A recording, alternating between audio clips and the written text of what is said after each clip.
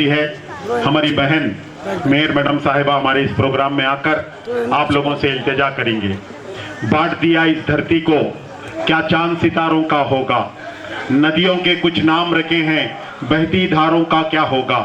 शिव की गंगा भी पानी है, आबे जमजम भी पानी है।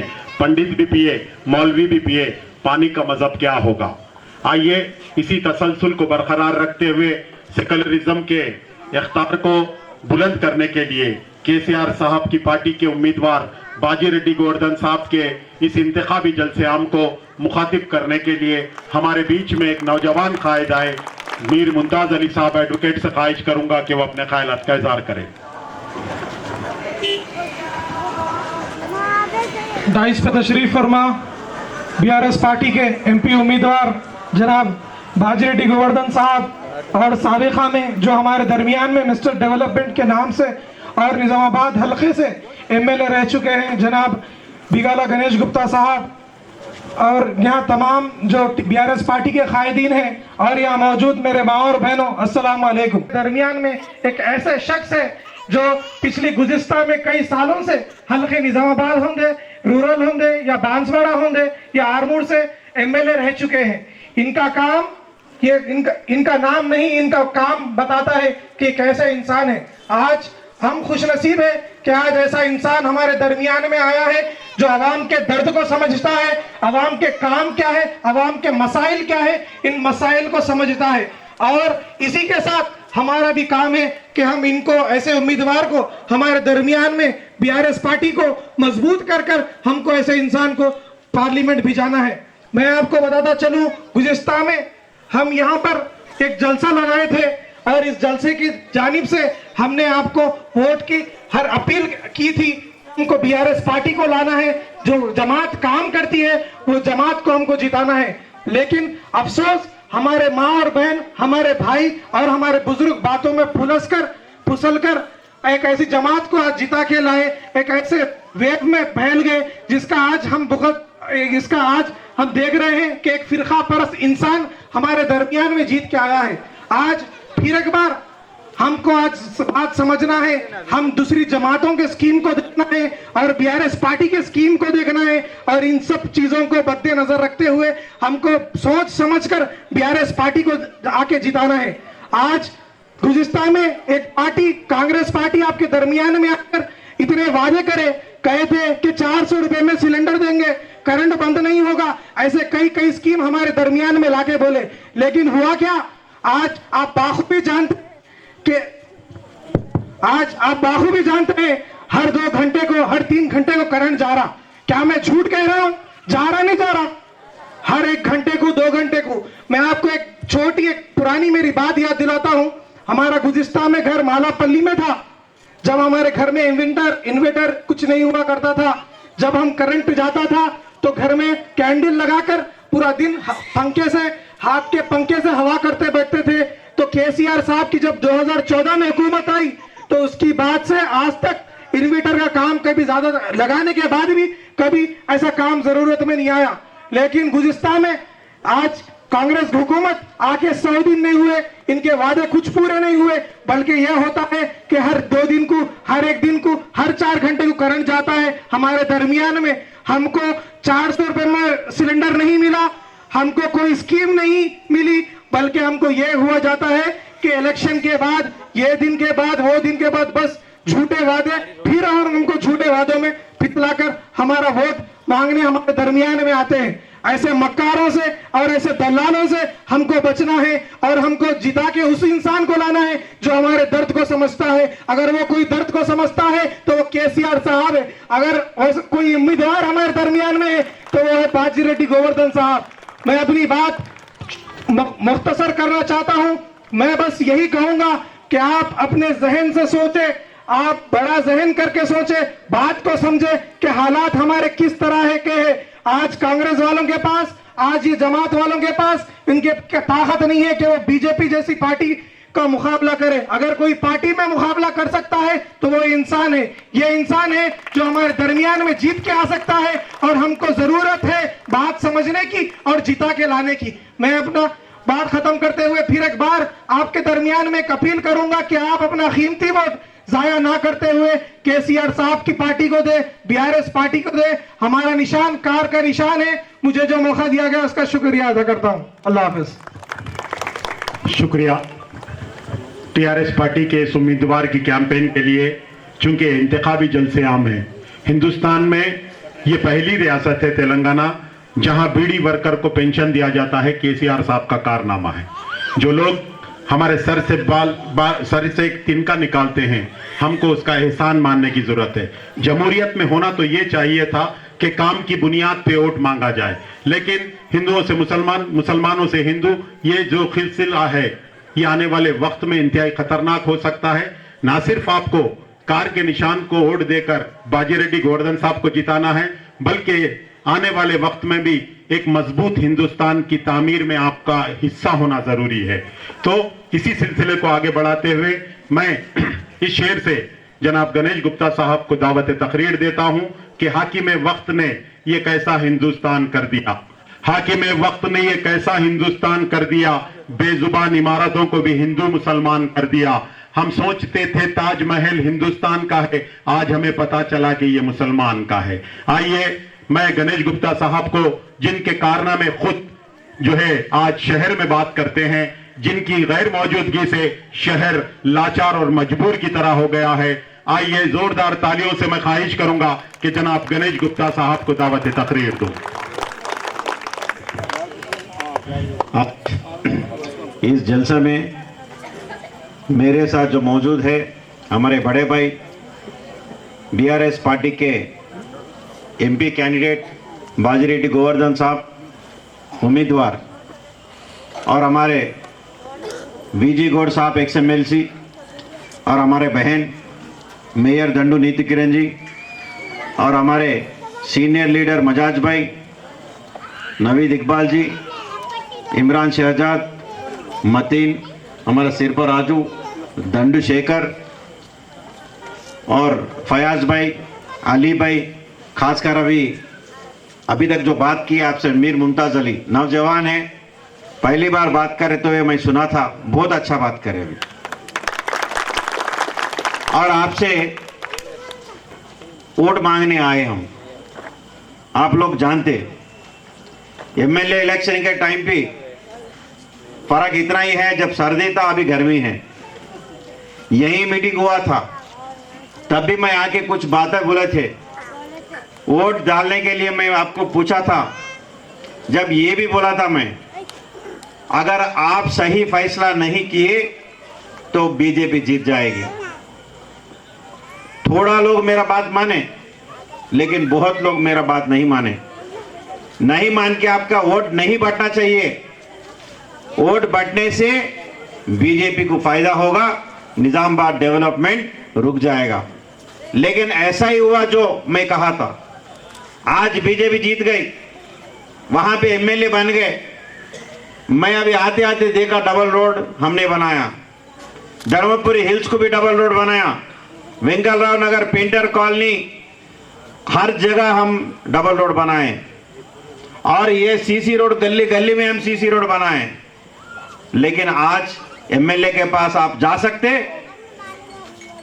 नहीं जा सकते।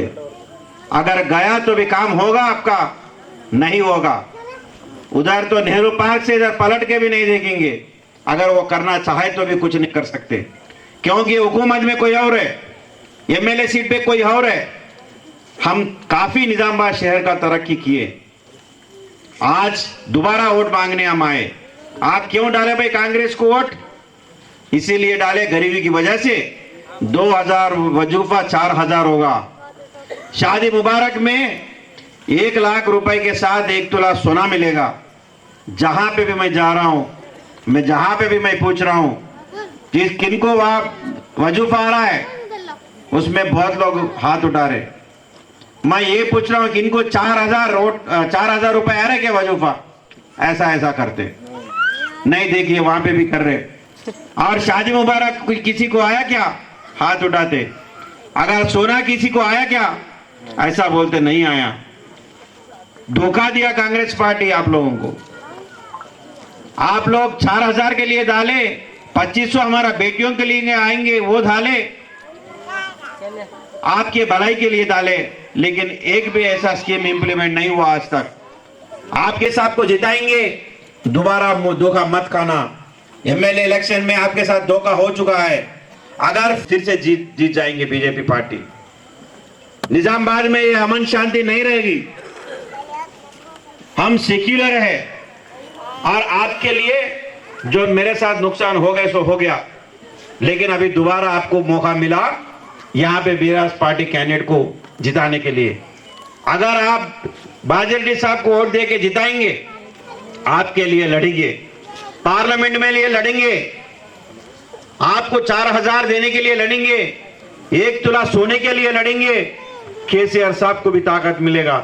इसीलिए मेरे भाइयों और बहनों, आप लोगों से गुजारिश है, जरूर आने वाले 13 तारीख को कार के निशान पर वोट देके बड़ा मेजॉरिटी से जिताइए।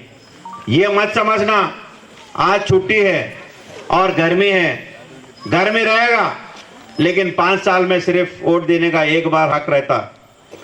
उसको खराब नहीं करना, इस्तेमाल जरूर करना। इस्तेमाल करके अगर गर्मी भी है, सुबह चले जाइए, 7 बजे से वोटिंग शुरू होता, शाम में 6 बजे तक वोटिंग चलेगा, लेकिन आपको 5 बजे तक वहां पे पहुंचना है। लेकिन आप दोपहर के पहले ही वोटिंग खत्म करना है।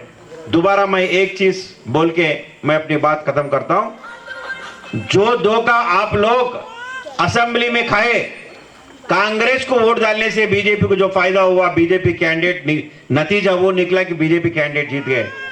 दोबारा आप कांग्रेस को डालेंगे, फिर से बीजेपी जीत जाएगी। ये समझ के, ये याद रख के आप बाजरेड्डी साहब को कार के निशान पर वोट दीजिए। ये जो मुझे मौका दिया, मैं शुक्रिया अदा करना चाहता हूं। खुदा हाफिज। अभी आप मिस्टर डेवलपमेंट को समाप्त फरमा रहे थे। बीजेपी पार्टी को शिकस्त देने के लिए इलाकाई पार्टियों में सबसे ज्यादा दम खम रखने वाली कोई पार्टी है तो वो टीआरएस पार्टी है। हम इसको आपको प्रैक्टिकली बताने की कोशिश करेंगे। हुकूमत के नाकामियों को गिनाने के बाद ही एक अपोजिशन पार्टी को रूलिंग पार्टी में अवाम एतमाद देके वोट देती है।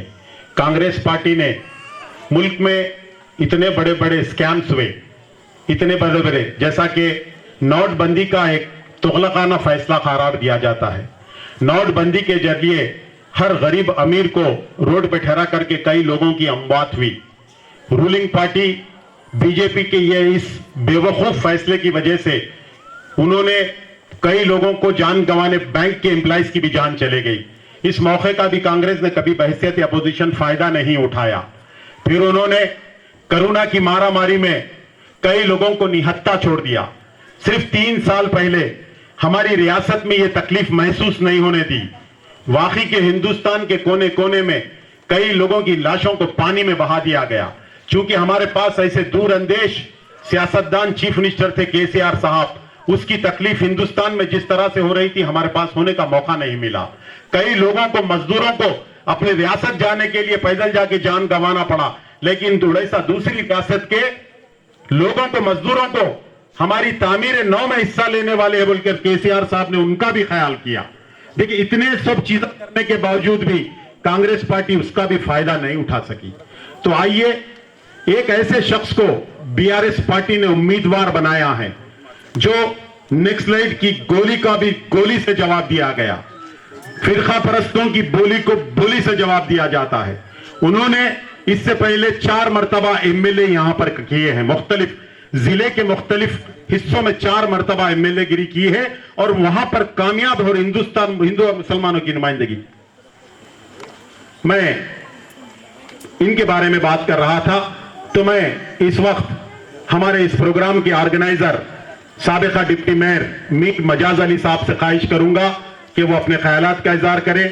चूंकि आप लोगों की ख्वाहिश थी कि हर शख्स को आने से दावत तकरीर से पहले उनके शेर से स्वागत किया जाए, तो मैं मीर मजाज अली साहब को इस शेर से दावत तकरीर देता हूं कि वो बात करे तो हर लफ्ज से खुशबू आए, ऐसी बोली वही बोले जिसे उर्दू आए।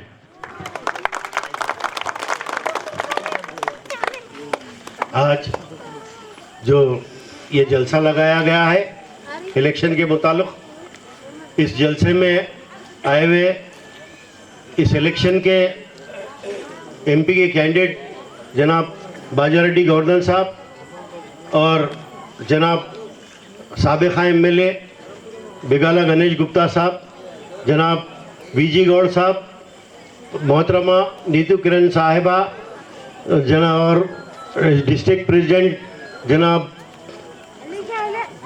शिल्पा राजू साहब और अली साबरी साहब, नवीद इकबाल साहब, फैयाज साहब और यहाँ मौजूद तमाम मेरे भाइयों बहनों, आज जो हम यहाँ पे प्रोग्राम लगाए, इस प्रोग्राम लगाने का मकसद आप लोगों के बीच में आके ये बताना है कि आप अपने वोट का इस्तेमाल सही तरीके से करें और किस पार्टी को करें, किसको करें तो आपको क्या फ़ायदा है और किसको करें, किसके हक़ में इस्तेमाल करें तो क्या नुकसान है, ये बताना हमारा मकसद है। और वोट डालना हमारी जिम्मेदारी है।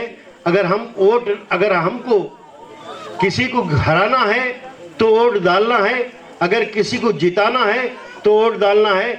मकसद ये है कि बहरहाल आपको किसी भाव में जमहूरियत में वोट डालना है। तो सबसे पहले मैं तमाम मेरी माँ बहनों और भाइयों से गुजारिश करूँगा कि आप 13 तारीख के दिन आपका वोट ज़रूर इस्तेमाल करें। गर्मी हो या कुछ भी हो, बारिश हो, तूफ़ान हो, इसकी अहमियत अगर आप जानना चाहते हैं तो हमारे कैंडिडेट बताएंगे और मैं भी बताऊंगा। देखिए, साबिक़ा में हम आपके पास आए थे और यही मुकाम है, यहाँ से आपको बताए थे कि होने वाले इलेक्शन कैसे है और आपका वोट अगर हमारे हक़ में आता है तो क्या होने वाला है और हमारे हक़ में नहीं आता तो क्या होने वाला है।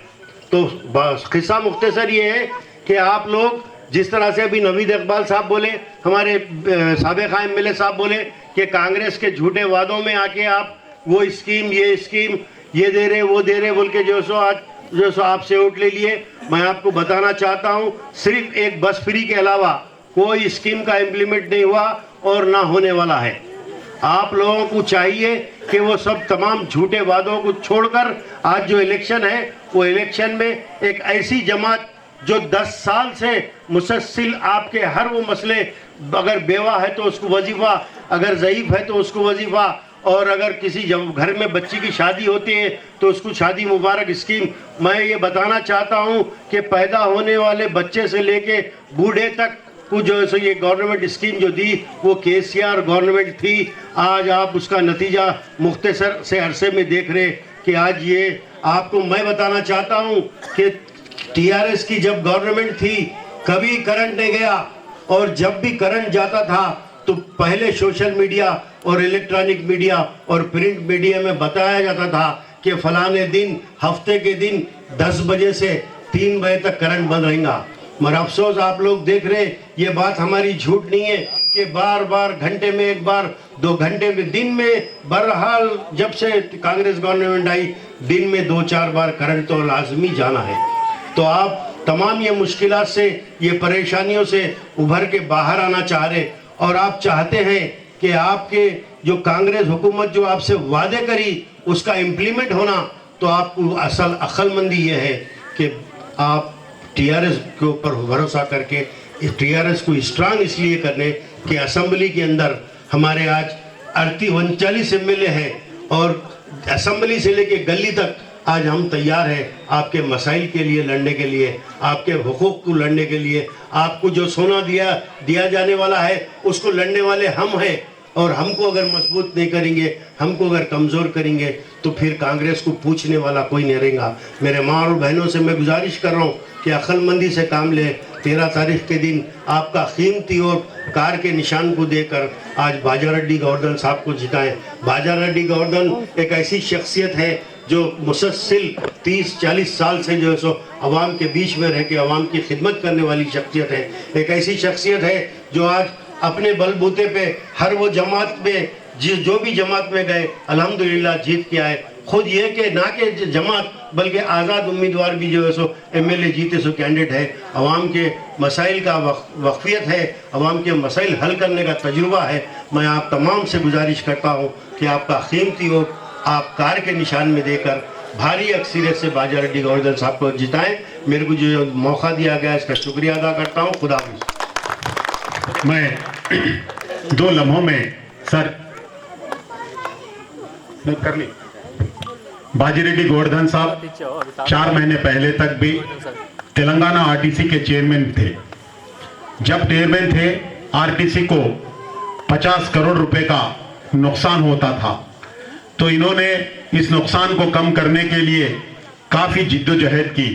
उन्होंने अपने ओहदे का फ्री जो है सर्विस दिए, टीए डीए बगैर लिए। उन्होंने ये महसूस किया ड्राइवर और कंडक्टर काफी मेहनत से ये काम करने के बावजूद भी आरटीसी नुकसान में चल रही, मैं अपने तजुर्बे के जरिए आरटीसी के नुकसान को कम करूंगा और बगैर टीए डीए लेके काम करूंगा। तो ये अजीमोशान शख्सियत है जो ओहदे पे के रहने के बावजूद भी पैसे की लालच में काम करने वाले नहीं हैं। तो आइए मैं इस शेर से उनको दावत तकरीर देता हूं। वो सभी का ध्यान बांटते हैं, वो सभी को ज्ञान बांटते हैं, हिंदुस्तान बांटते हैं, हमें मंदिर और मस्जिद दिखाकर हमारा ध्यान बांटते हैं। आइए इस बहकावे के आने के बजाय आप बाजीरेड्डी गोवर्धन साहब की तकरीर सुने और आपके एतमाद के वोट के जरिए उन्हें कामयाब बनाए। जनाब बाजीरेड्डी गोवर्धन साहब। सबको अस्सलाम वालेकुम। बहुत खुशी की बात है, शाम के टाइम में अच्छा माहौल में ये जो मीटिंग लगाए हुए हैं मेरे दोस्त, यहाँ पर एक्स कॉर्पोरेटर मीर मदाद अली साहब और मेरे भाई 5 महीने तक 10 साल से निजामत टाउन को रोशन करे और जो है चमकने लगे एक सिटी, इसकी जो है सक्सेस है मेरे भाई गणेश गुप्ता जी। सब लोग ये समझते हैं कि बाजीरेड्डी गोवर्धन नाम है तो गणेश गुप्ता लक्ष्मण है, इतना मिलके रहने वाले दोस्त हैं हम लोग। वो मेरे भाई गणेश जी और बड़े बुजुर्ग मेरे भाई एक्स एमएलसी विजय गौड़ साहब और मेरे बहन निजामाबाद के मेयर नीतू किरण जी और मेरे दोस्त अच्छा तकरीर करने में नंबर 1 है, काम भी अच्छा करता है, मेरा साथ दे रहे हैं सुबह से शाम तक, अच्छा एडवाइस दे रहे हैं। मेरा दोस्त है, मेरे भाई है, माइनॉरिटी का प्रेसिडेंट हमारे नवीद इकबाल साहब है और बचपन से मैं जानता हूँ फयाज मेरा दोस्त है, एक्स कॉर्पोरेटर फयाज भाई है और इमरान शहजाद मेरा भाई और जो है मतीन साहब, ये बीआरएस पार्टी का town president सिरपा Raju, Mir Mumtaz Ali young leader अच्छा तकरीर करे, मैं बहुत खुश हो गया सुनकर।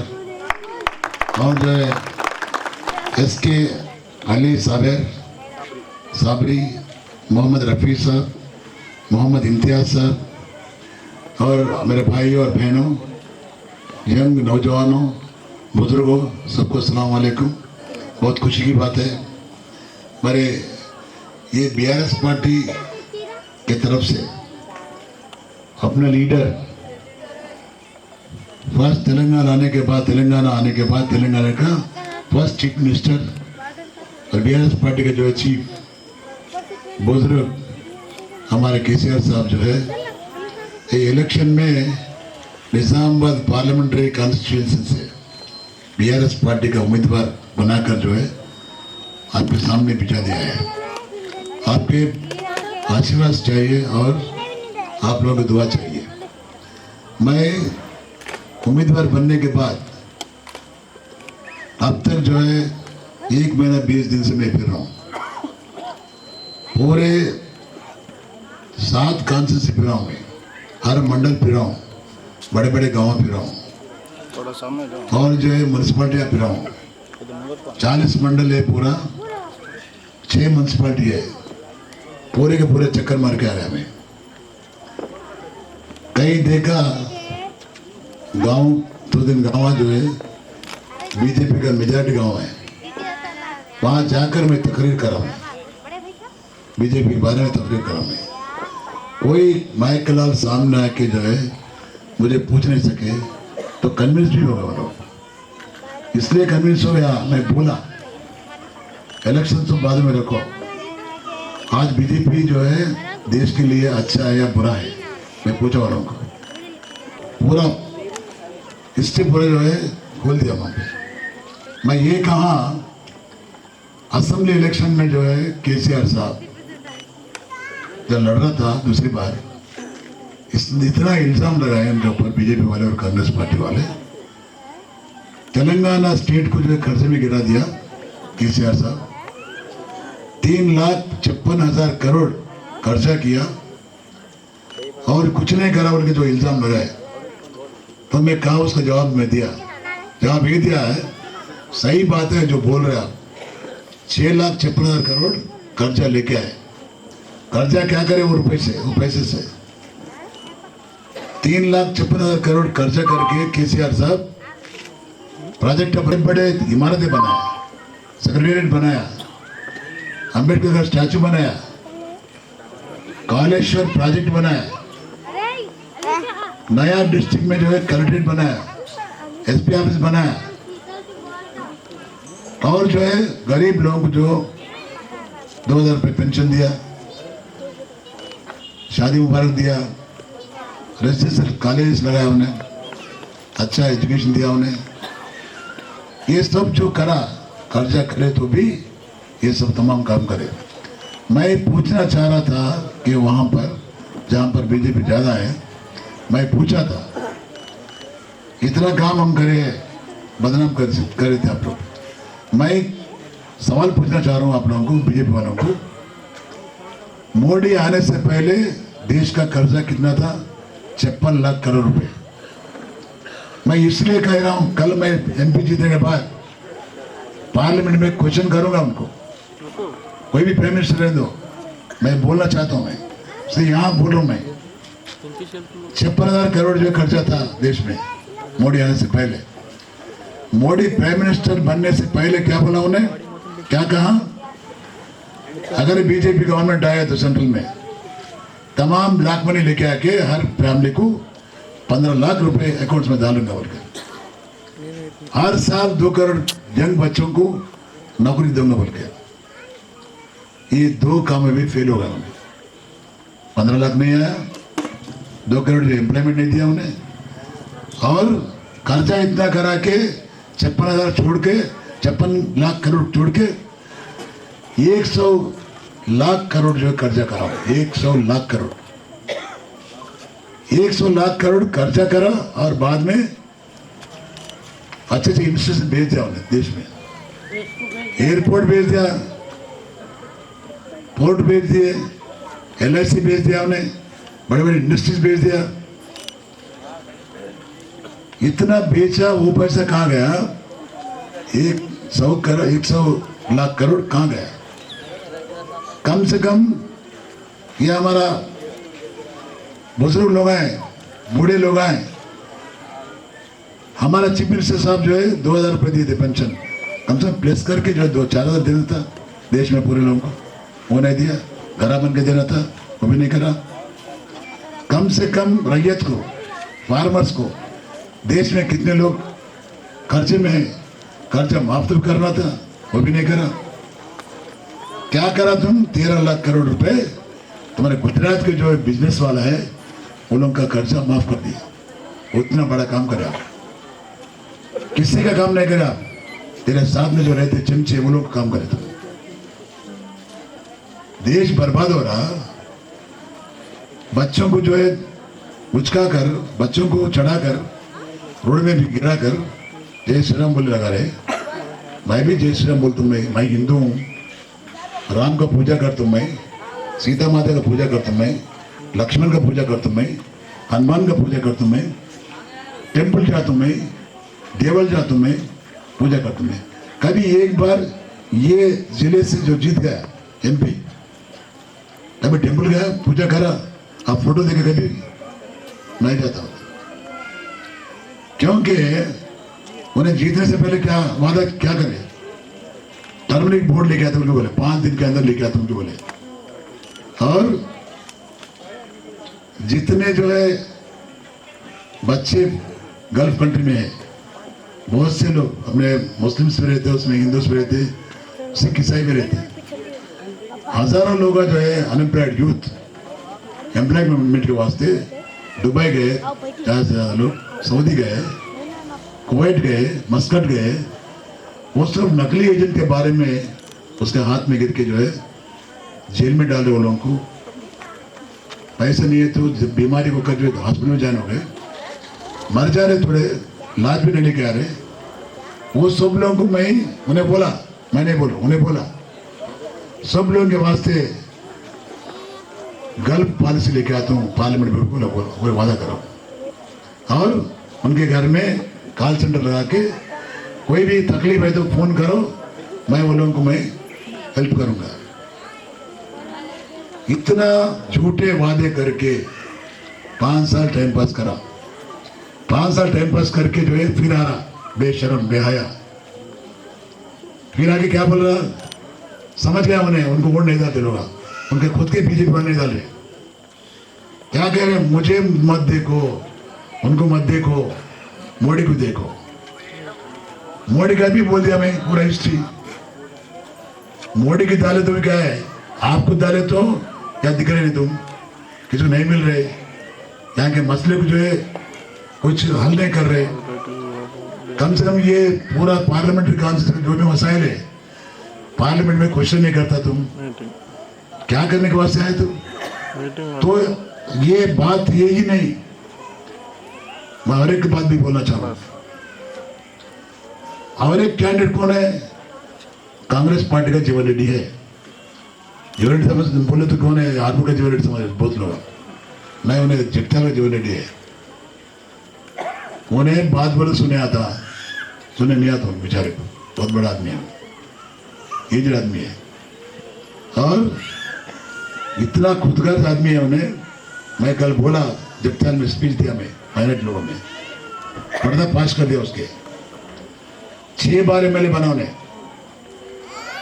2 बार मिनिस्टर बना, इससे तीसरी बार एमपी कंटेस्ट करा उन्हें, हार गया, अब एमएलसी भी है। और उनके घर में भी उनके भाई कारपोरेटर है, उनके साली जो है म्यूनसिपल चेयरमैन है, और एक भाई जो है एमपीपी है, और एक साली जो है जेडपीसी है, और एक उनका कोई रिलेशन वो गांव का सरपंच है। पूरे के पूरे पोस्ट घर में रख लेता उन्हें। माइनॉरिटियों का, बीसीओं का, एससीओं का, एसटीओं का वोट डाल लेकर उन्हें जो है वो शौकीन कर रहा हूं। सब लोग खुंदल के वोटा डालने के अच्छा मजा कर रहा हूँ। वैसे आदमी होना उनको मैं पूछा हूँ। और एक क्या है, मैं और एक मेन बात कहना चाह रहा हूँ। जो अरविंद जीता 5 साल के नीचे, कौन जीता है? बीजेपी वाले ने जीता है, कांग्रेस पार्टी वाले जीता है उसको। कौन जीता है? अब जो कैंडिडेट बन के आया, उम्मीदवार बन के आया कांग्रेस पार्टी से, उन्हें खुद बोला, कल नहीं परसों स्पीच में बोला, उन्हें क्या बोला, मैं मेरा ओन कैंडिडेट को हरा के मेरा दोस्त का बेटा बोल के जिताया उसको। ओपनली बोला, मैं वीडियो दिखाता हूं, मैं अब सुनना चाहिए तेलुगु में।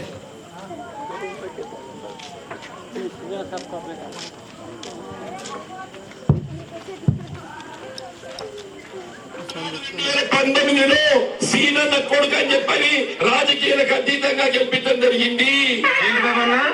ఇంకోసారి సీనన్న కొడుకు అని చెప్పని రాజకీయాలకు అతీతంగా గెలిపించడం జరిగింది.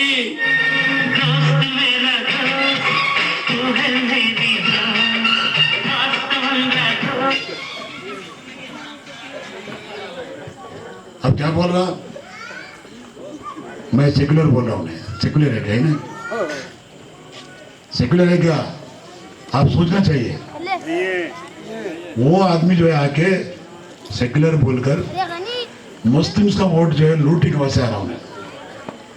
कांग्रेस पार्टी का थोड़े लोग रहते, बुजुर्गों पुराने खापड़ रहे थे, वो लोग क्या कर रहे, मुस्लिम वोट बैंक को, मुस्लिम का वोट को बैंक समझ रहे हो, आंख मुझ कर डाले थे कांग्रेस पार्टी को, हम जीत जाते बोल के समझ रहे हो। मैं बोल रहा हूं आप लोगों को, सर्वे में नंबर 1 में बीआरएस पार्टी है, निजामाबाद में नंबर 1 में। नंबर 2 जो है बीजेपी है, नंबर 3 एकदम नीचे 18% है कांग्रेस पार्टी। इतने बड़े बड़े लोग भाग रहे ना, हमारे कुदुस भाई के सारे के लोग बड़े बड़े लीडर माइनॉरिटी के बाहर भाग रहे, कितने भाग रहे लोग, पब्लिक नहीं भाग रहे, वो लोग पीछे पब्लिक जो है नहीं भाग रहे, वोट नहीं जा रहे लोग। सर्वे में सिर्फ 18% है कांग्रेस पार्टी को। आप सोचिए समझिए, हम भी सेक्युलर पार्टी के हैं। आप मालूम है केसीआर साहब जितने दिन हुकूमत करा, इससे पहले जो कांग्रेस पार्टी था, इससे पहले कांग्रेस पार्टी हुकूमत था, जब यूनाइटेड आंध्र प्रदेश था, जब तेलंगाना नहीं आया था, जब यूनाइटेड आंध्र प्रदेश में बजट में कितना पैसा लगाते थे वो लोग माइनॉरिटी को? सिर्फ 200 करोड़ 500 करोड़ लगाते, 500 करोड़ यूनाइटेड आंध्र प्रदेश को लगाए थे। केसीआर साहब आने के बाद बजट में सिर्फ तेलंगाना को हर साल 2000 करोड़ लगाया उन्होंने। 2000 करोड़ लगा के हमारे मुस्लिम माइनॉरिटी भाइयों को अच्छा टेम्परेरी स्कूल्स लगाए। इस निजामाबाद सिटी के वास्ते 11 रेसिडेंशियल स्कूल लगाए, 11। और बच्चे को अलग, और बच्चियों को अलग, बच्चों को अलग। एक बच्चे के पीछे एक बच्चे के पीछे एक साल को 1,75,000 खर्च करा होगा पढ़ने के वास्ते। लोग वो लोग 10th पास हुए, थोड़े लोग इंटरमीडिएट पास हो गए, डिग्री पास हो गए, बहुत से लोग फॉरेन चले गए MS पढ़ने के वास्ते। फॉरेन गए तो भी वो लोगों को ओवरसीज स्कॉलरशिप बोल के बहुत से माइनॉरिटी बच्चों को 20 लाख रुपए दिए, 20 लाख। गरीब बच्चों की शादी है, माँ बाप जो खर्च नहीं कर सकता, वैसे लोगों को एक मामा बनकर, बच्ची का माँ का भाई बनकर शादी करने के वास्ते 1,116 रुपए दिया उन्हें चेक। हजारों चेक जो है मेरे भाई बांटा यहाँ पर, वो चेक ही नहीं, उसके साथ में साड़ी बांटा उन्हें। कौन करता और मौसम इमामों को तनख्वाह नहीं थे कांग्रेस पार्टी के जमाने में, मौसम इमामों को तनख्वाह भी दिया उन्हें। कौन? केसीआर साहब। वो एक ही नहीं है, हर कैबिनेट मिनिस्ट्री में माइनॉरिटी के मिनिस्टर रहता था। हर रमजान को जो है तोहफे देते थे गरीब लोगों को, माइनॉरिटी लोगों को दावत देते थे। ये पूरा हो रहा क्या? माइनॉरिटी मिनिस्टर नहीं है कैबिनेट में, तोहफा नहीं है, दावत नहीं है, कपड़े नहीं है, शादी मुबारक का चक्का जो बोनस हो जा रहे, सोना नहीं दे रहे, चारदार नहीं करे। ये धोखेबाज जो है आदमी रेवंत रेड्डी आज सत्ता में बैठ गया। कौन बनाया सचिवालय में सेक्रेटरीट? केसीआर बने सेक्रेटरीट में, एक चोर जाके बैठ गया वहां पे। उसका आदमी उसके सपोर्ट में आया सो उम्मीदवार जीवन रेड्डी। आप सोच लो, मैं 100% सेक्युलर आदमी हूँ, 100%, 100% सेक्युलर आदमी हूँ मैं। मुझे मेरे बारे में आप सोच लीजिए, पूछ लीजिए, बांसवाड़ा MLA था, वहाँ पूछ लीजिए, आपके रिलेशंस भी है वहाँ पर। निजाम रूल में गरम है, डिचवेली में आप सब लोग, हारमोर के MLA था मैं, पूछ रहा हूँ मैं, कभी भी आपके तायद कराऊंगा।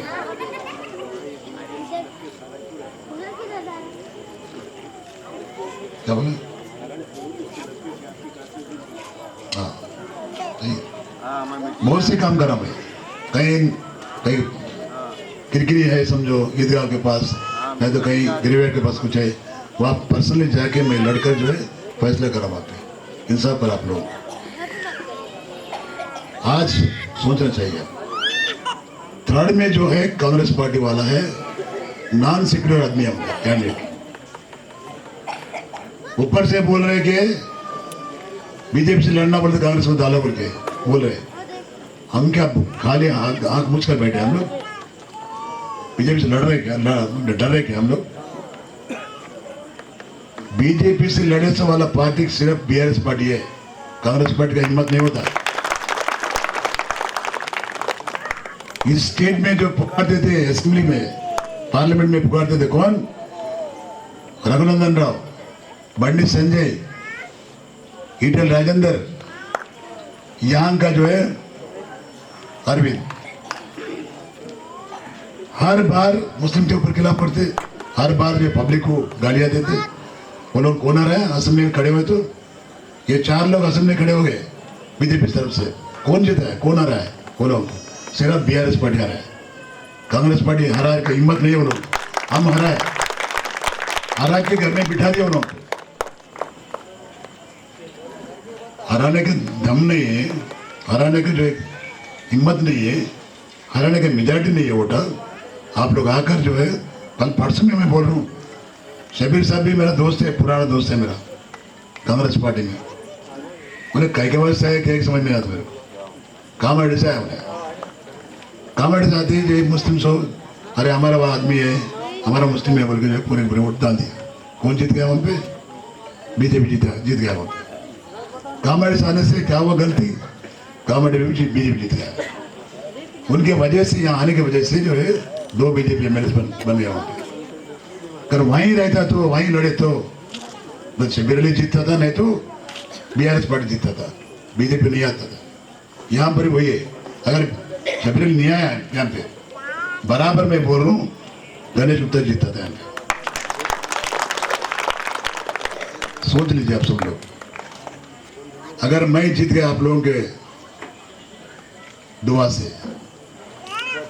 इससे पहले हमारा कविता मत थे, पार्लियामेंट मेंबर, बहुत काम करा, हिम्मत करा, और पार्लियामेंट में भी अवार्ड आया उनको, बेस्ट पार्लियामेंटेरियन। उतना अवार्ड मुझे नहीं आता हूँ, लेकिन इस एरिया का मसाइल जो है पार्लियामेंट में मैं बराबर बात करूंगा, लड़ूंगा। अपना हक जो है, फंड्स भी हो कुछ भी हो, अपना हक अपन हासिल करेंगे। ये भी समझना चाहिए आप लोग, बादरेड्डी गोवर्धन साहब एमपी था उस टाइम पे, अच्छा काम करे, अच्छा आदमी बोल के वो नाम तो मैं कमाऊंगा, बराबर कमाऊंगा। यहाँ के मसाइल है, बहुत से मसाइल है। निजामबाद से बीदर जाने का ट्रेन होना, रेलवे लेन होना, उसके बारे में बात नहीं करा गैस एमपी। और निजामबाद से आरमूर निर्मल आदिलाबाद जाने का लाइन भी है, उसको टच नहीं करा उन्हें। हैदराबाद से निजामबाद डबल लाइन होना, उसके बारे में बात नहीं करा उन्हें।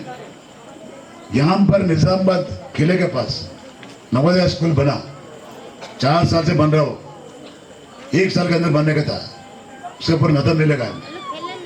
इसलिए 3 साल का एजुकेशन बच्चों का नुकसान हो गया, उसको रेडी करा दूंगा। और एक जो बोधन में भी है नवोदय, उसका भी तामीर कराऊंगा, जरूर जो है उसको ओपन करूंगा मैं। बहुत से काम है करने के वास्ते, बहुत काम है। एक्सपीरियंस होना चाहिए, मुझे एक्सपीरियंस है, मेरे को 35 साल से मेरे को पॉलिटिकल की एक्सपीरियंस है मेरे को। आप जो है गल्फ का भी बोल रहा हूँ, गल्फ पॉलिसी भी लेके आता हूँ मैं। गल्फ पॉलिसी आप समझ रहे होंगे कैसे लेके आता बादरेड्डी गोवर्धन, अकेला आदमी कैसे लेके आता। मुझे मालूम है गल्फ जाने के बच्चे जो है सिर्फ निजामबाद से नहीं है, पूरा देश में से है। जहाँ जहाँ पर गल्फ को जहाँ गया से बच्चे, वो एरिया का एमपी को पकड़ूंगा मैं, वो एरिया के एमपी से मिलावट करके जो है पूरे इकट्ठा होकर जो है लड़ेंगे वहाँ पे गल्फ पल्स के ऊपर, बराबर हासिल करूंगा। बहुत से काम करने का है, पार्लियामेंट जाने के बाद बहुत से काम करने का रहता, मैं करूंगा। 5 साल अगर मौका मुझे दिए तो बराबर जो है आपके जो भी मसाइल है मैं पूरा करूंगा, और लाऊंगा, फंड्स भी लाऊंगा निजामाबाद को। आप सबसे शाबाश बोल के मैं रिवार्ड मिलेंगे। बहुत बहुत शुक्रिया आप लोगों को। ये एक ही मैं कह रहा हूँ, भूल कर भी कांग्रेस पार्टी को नहीं डालना। आप लोग एक आफा उड़ा दिए, अन्ना माइनॉरिटी पूरे कांग्रेस डाल गए, नहीं डालना।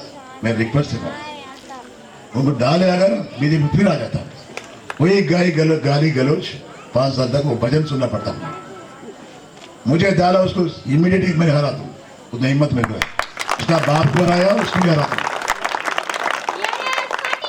समझे। उसका बाप बोला था निजाम रोल में, यहाँ पे हराने बोल के बाद में गया, क्या हुआ हालत उसका। मैंने बोले पब्लिक में मैं जीत गया तो चीफ मिनिस्टर बनूंगा, क्या हुआ उसका हालत? मैं जाके गिर गया उसके ऊपर, हार गया। चीफ मिनिस्टर किधर की वो नहीं गिर गई, अभी पता भी नहीं है उनके। इसका भी वही हाल होता। मैं पकड़ से नहीं बोल रहा हूँ, मैं हिम्मत ऐसा है मेरे को, पब्लिक मेरे साथ रहता, पब्लिक मुझे जो है मदद करते, उसको हरा दूं मैं, अकेला नहीं हरा दूं, उतना शक्ति मुझे नहीं है। आप शक्ति दीजिए, उसको हरा दूं, उसको लेसन दिखा दूं मैं।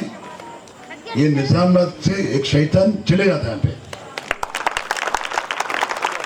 आप सोच समझ के, एजुकेटेड भी हो, एम्प्लॉय भी हो, कोई भी हो, ऊपर से फोन आता, 26 साल के बैठता, कोई भी बैठने दो, कोई बोला अपना काम अपन कर लेंगे, अपना काम अपन कर लेंगे। यहाँ का माहौल के ऊपर से अपन स्टेप लेना चाहिए। शुक्रिया बहुत बहुत। आप मेरा निशान, हमारे भाई है बोले कार का निशान है, कार का निशान को वोट डालकर मुझे जिताइए। शुक्रिया बहुत बहुत, थैंक यू वेरी मच। जय तेलंगाना। मैदान जंग में आप एक हथियार के साथ, हमारा हथियार होगा वोट, और बूथ पर जाके हमला करेंगे, दोनों के दोनों को गायब कर देंगे इंशाल्लाह। वीजी गौड़ साहब की गुलपोशी कमान खाए, वो भी एक के बाद एक सब गुलपोशी करेंगे। मीर मुमताज अली साहब फिल वक्त बाजीरेड्डी गोवर्धन साहब उम्मीदवार बीआरएस पार्टी की गुलपोशी कर रहे हैं। मीर मुमताज अली साहब साबिका रुकन असम्बली बीगाला गणेश गुप्ता साहब उर्फ मिस्टर डेवलपमेंट को गुलदस्ता पेश कर रहे हैं। इसके बाद शाल पोशी करेंगे। रहीम साहब बीजी गौड़ साहब की शाल पोशी करेंगे। रहीम साहब,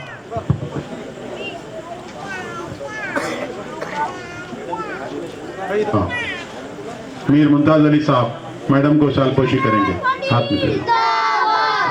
एक के बाद एक ख्वाहिशमंद बाजीरेड्डी गोवर्धन साहब की शाल पोशी रहीम साहब करेंगे।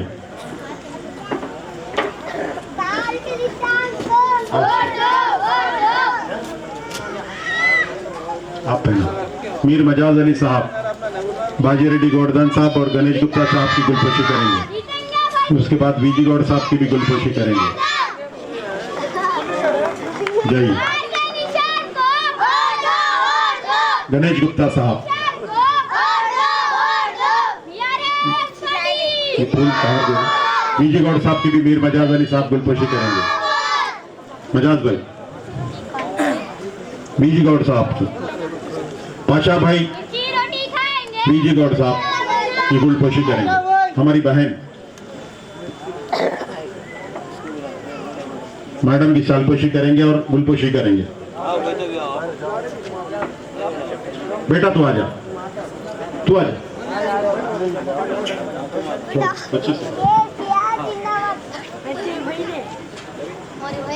रहीम साहब गणेश गुप्ता साहब की गुलपोशी कर, मैडम को पहनाओ।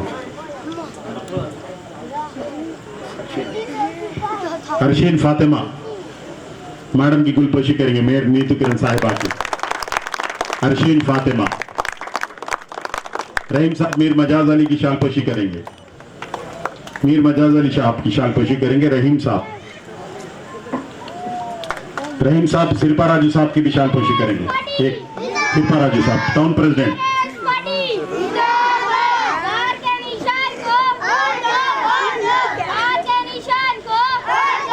आप तमाम लोगों का दिल की गहराइयों से शुक्रिया अदा किया जाता है कि आपने अपना कीमती वक्त देकर इस इंतखाबी जलसे आम को कामयाब बनाने में मदद की, और हम आपसे इस पुरुम्मीद है कि 13 तारीख के दिन आप कार के निशान को